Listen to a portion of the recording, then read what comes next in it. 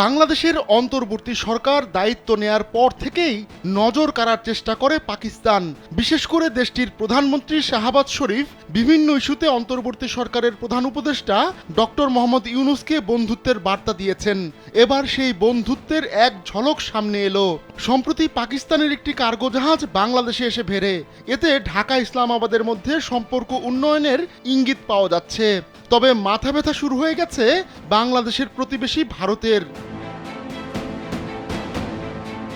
৭১-এর যুদ্ধের পর এই প্রথম পাকিস্তান থেকে সরাসরি একটি কার্গো জাহাজ বাংলাদেশে ভিড়েছে।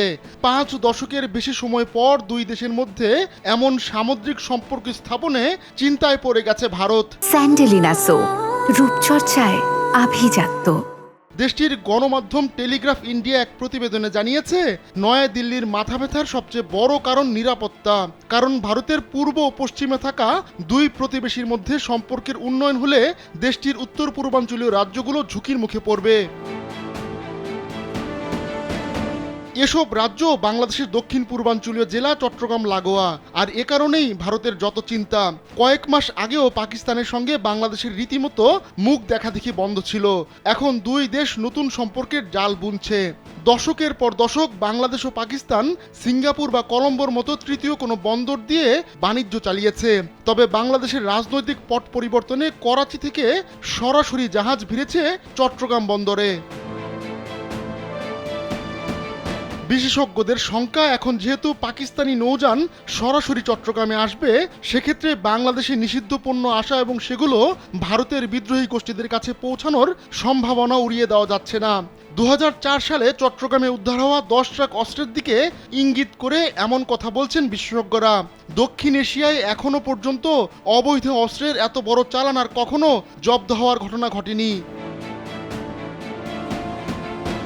ওই ঘটনার পর থেকেই চট্টগ্রাম ও মোংলা বন্দরে কোন দেশের জাহাজ ভিড়ছে তা নিয়ে অতিরিক্ত সতর্কতা বজায় রেখেছে ভারত। এমনকি সাবেক প্রধানমন্ত্রী শেখ হাসিনার উপর নিজেদের প্রভাব খাটিয়ে নয়াদিল্লি এই দুই বন্দর থেকে চীনকে দূরে রাখতে পেরেছে। গেল বছর কৌশলে চীনকে হারিয়ে মোংলা বন্দরের একটি টার্মিনাল অপারেট করার অনুমতিও পেয়েছিল ভারত। এবার পাকিস্তানের জাহাজ আসায় উদ্বিগ্ন হয়ে পড়েছে দেশটি। ভারতের একটি নিরাপত্তা সূত্র বলছে, এখন এই দুই বন্দরেই ভিড়তে পারবে পাকিস্তানের জাহাজ। এমন পরিস্থিতিতে এই অঞ্চলে ভূরাজনীতিতে অবশ্যই প্রভাব পড়বে, কেননা মিয়ানমার ও চট্টগ্রামের খুব কাছাকাছি অবস্থিত।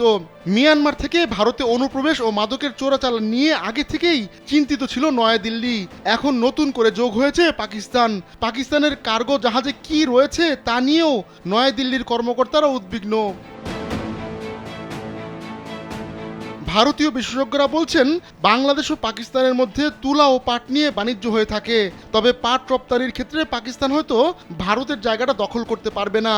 কিন্তু ঢাকা ইসলামাবাদ সম্পর্ক জোরালো হলে ভারতের নিরাপত্তা ঝুঁকি বাড়বে। এরই মধ্যে ঢাকা জানিয়েছে তারা আগামী বছর পাকিস্তানের সঙ্গে একটি আন্তর্জাতিক নৌ মহড়ায় অংশ নেবে। এতে নতুন চ্যালেঞ্জের মুখে পড়েছে ভারত। আহমদুল্লাহ শিকদার, কালবেলা ডেস্ক।